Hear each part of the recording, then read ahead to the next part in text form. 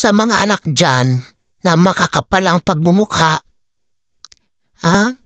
tandaan nyo, huwag makapal ang pagmumukha sa mga magulang. Habang kayo nagtatrabaho na, habang kayo tapos na ang pag-aaral, pinag-aral kayo ng mga magulang ninyo, huwag naman kayong balasubas sa mga magulang ninyo. Masakit man sa salita pero totoo yun, may mga anak talagang balasubas sa magulang. Sinasabi ko sa inyo,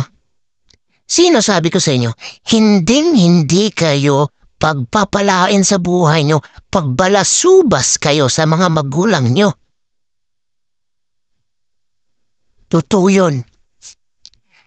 Wala kayong utang na loob. Hindi naman masinasabing utang na loob. Pero, magtanaw lang kayo ng pagmamahal, respeto sa magulang, huwag kayong balasubas, yung kailangan kayo ng mga magulang nyo sa oras ng kagipitan nila. Wala kayo. Diba? Kasi kayo mga anak. Gusto nyo maging magandang image nyo sa ibang tao, sa mga kaibigan nyo, pero silang-sira ang image nyo sa buong pamilya nyo? Huwag kayong klaseng anak ganyan.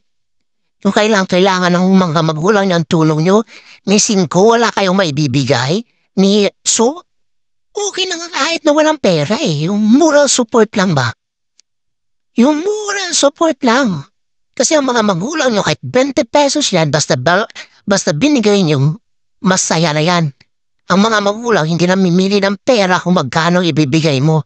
Pero yung moral support na ibibigay nyo, yung respeto na ibibigay nyo sa magulang, iyon ang pinaka-importante sa lahat.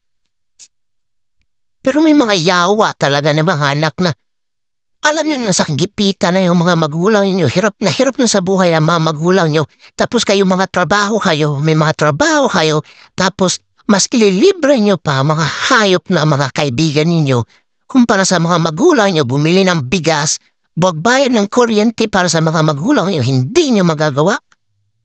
Magklase kayo mga anak. Diba? Huwag balasubas. Kung ayaw nyo tawagin kayong balasubas, umayos kayo sa pamilya nyo, umayos kayo sa magulang ninyo. Kasi balang araw magkapamilya kayo at iyan din ang gagawin ng mga anak nyo sa inyo. Ano kayang mararamdaman ninyo? Wag bobo. Nasabi ko, hindi kayo pagpapalain ng Panginoon pag hindi kayo matutong gumalang, rumispeto at pagmahalang magulang. Yun yung totoo. Yun ang totoo.